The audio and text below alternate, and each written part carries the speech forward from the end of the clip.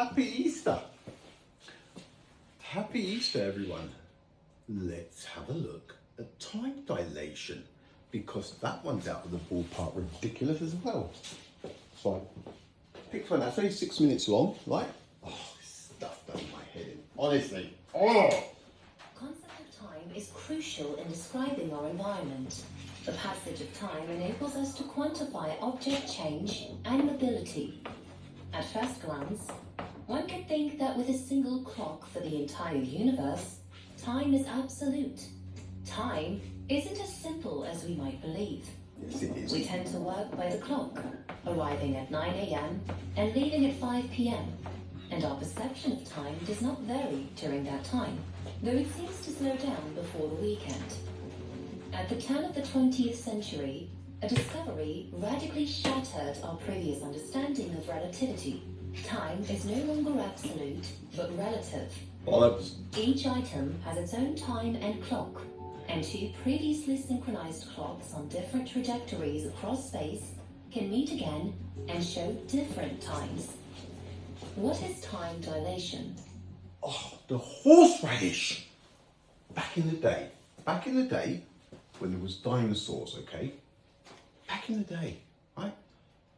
Tyrannosaurus Rex, Brontosaurus, pterodactyls flying, right?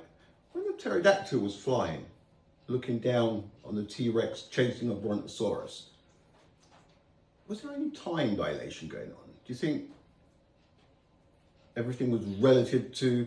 Of course they were. Everything was just happening, normal, at the same time, on the same planet. Time, right? Day and night on planet Earth. This is our original time clock, all right? Day and night, 24 hours. Well, there wasn't 24 hours back then, but there'll be daytime there. And as we spin on our axis anti-clockwise, it just goes around the planet. Everything is in tune. When the dinosaurs were happening, but then man comes, right? Now this has been going on for billions and billions of years, arguably, right? And man introduces day, night, day, night, day, night. Everybody was happy with that, even the dinosaurs. But man thought he'd break it down. Daytime, nighttime, we eat during the middle of the day, lunchtime, breakfast, yada, yada, yada. 24 hours, 12 night and 12 day, okay?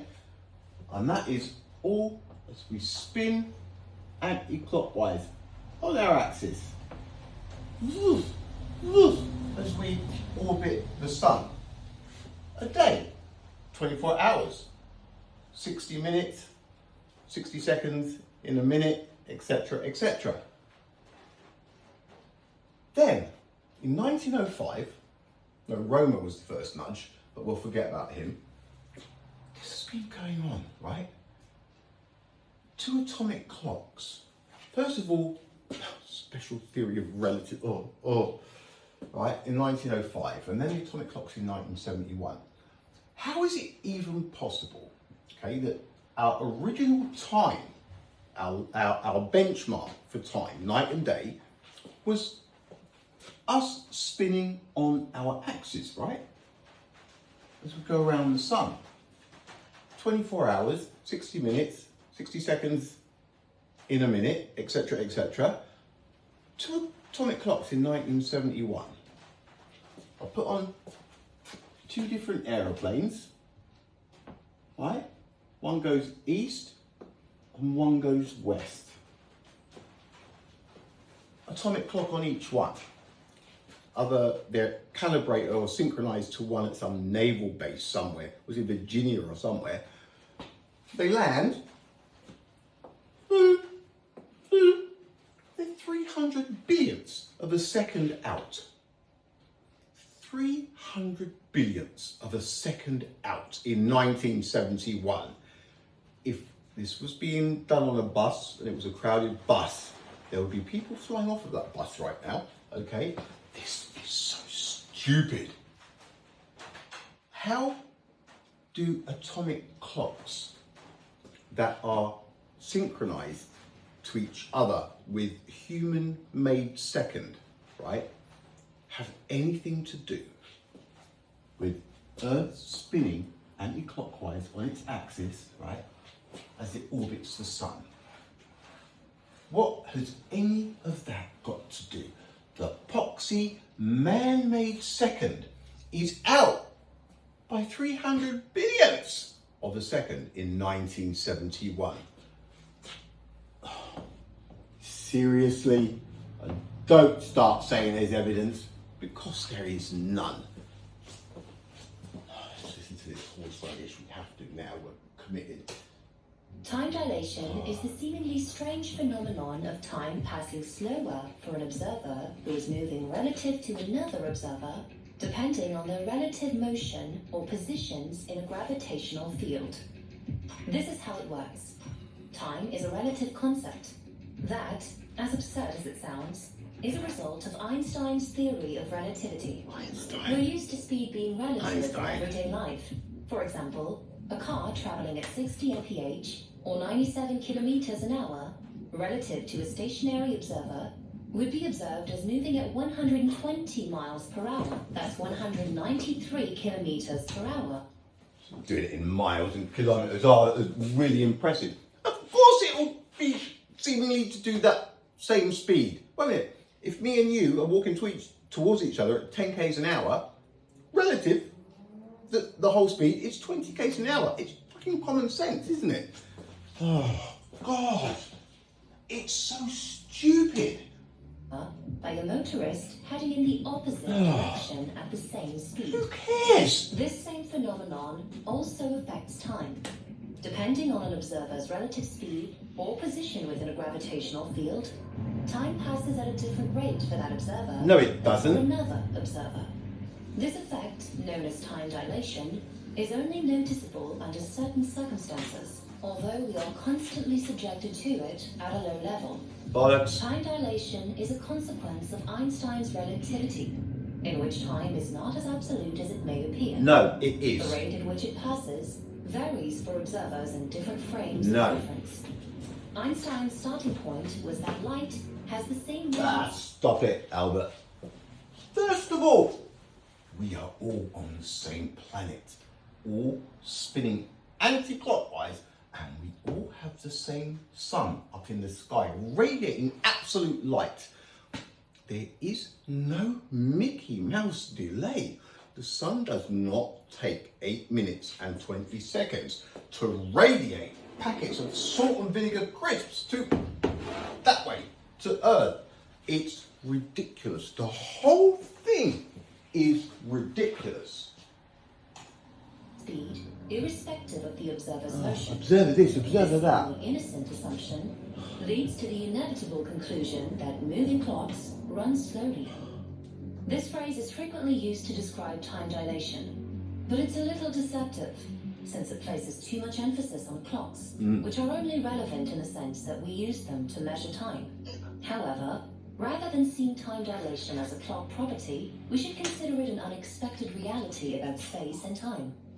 The theory of relativity is divided into special relativity and general relativity, and time dilation features in both. Of course it The does. principle that the speed of light is the same for all observers is crucial in special relativity. According to Boston University physicist Andrew Duffy, one of its consequences is that two observers moving at constant speed relative to each other measure different times between the same events. However, the effect is only detectable at speeds approaching the speed of light. 10 years after he proposed special relativity, Einstein expanded his theory to include gravitational effects in general relativity. Rubbish. However, time dilation in this hypothesis is determined by the strength of the local gravitational field rather than the speed of travel. We currently live in a modest gravitational field. How does anything interfere? We are all spinning anti-clockwise, orbiting the sun. There is no difference. Look, there is no evidence of this. There is no evidence of the sun's light travelling at 299,792 kilometers per second either. All of it, the whole thing, The whole thing is horseradish. How can you not see this, right? Oh, God, I'm going to get myself into trouble. I don't care. This stuff is ridiculous. Built on the Earth's surface. Therefore, we're already experiencing time dilation without even realizing it. Oh. Additionally, the strength of the effect changes when we move up and down within Earth's field. Gravity is weaker on the top floor of a tall building than on the ground floor. Therefore, the time dilation effect is similarly weaker higher up. The further you are from the Earth's surface, the faster time passes. No, it doesn't. Although the effect is too small to perceive with human senses, Same sun. the time difference between different altitudes can be measured using extremely accurate clocks. A spectacular example of gravitational time dilation is the region around a black hole, which has stronger gravity than Earth. NASA has considered what would happen if a clock was placed 10 kilometers from a black hole with the mass of the Sun. The clock would take roughly an hour and 10 minutes to show a difference of 1 hour when viewed through a What a load telescope of rubbish. from a safe distance. Nobody even knows this. One of the most perplexing consequences The of time twin. dilation is the twin paradox. In this hypothetical experiment Yes. of twins, Hypothetical. one identical twin lives on Earth, while the other twin travels to a faraway star at speeds approaching the speed of light. When they reunite later, the traveling twin has aged significantly less than the one who stayed on Earth. Thanks to special relativistic time dilation, the seeming paradox arises from the erroneous belief that the situation is symmetrical. In other words, you could say that the traveling All twin of is it. stationary relative to the earthbound twin, implying that the Earthling would have aged less than the traveling twin. However, this isn't the case because the situation isn't symmetrical. Oh. When special relativity talks about relative motion, it means motion in a straight line at a constant speed. That is not the case in this illustration. Because the twins are together at the beginning and end of the journey, the traveling twin must accelerate from a standstill to top speed, then turn around and head back in the opposite direction before finally decelerating to a stop. These phases of acceleration and deceleration introduce general relativity because they have effects similar to those of a gravitational No, they field. don't. When the math is done to account for this acceleration, it turns out that I just need to breathe because I listen to this garbage, right? When you can see things for what they really are, this is painful, right? There's no evidence for any of this. It's all hypothetical. Nothing ever kicks in until the speed of light anyway. Breathe.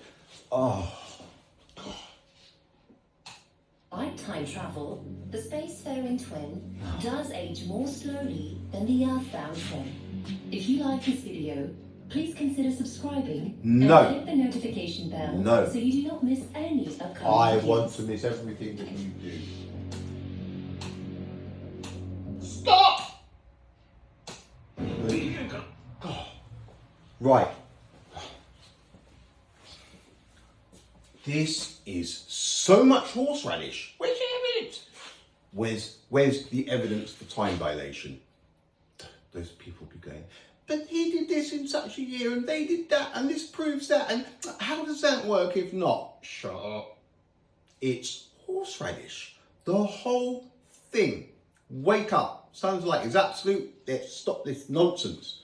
For crying out loud. Oh, happy Easter, peeps. Happy Easter.